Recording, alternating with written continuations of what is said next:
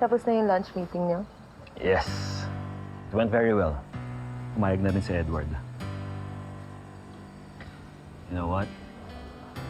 I'm just glad after everything, things are getting better in our lives.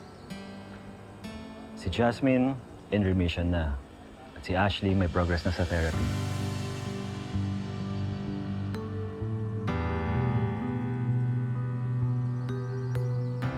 How? Ngayon na okay ng lahat. Pwede ba akong bumalik sa trabaho? I want to pursue my career. I understand.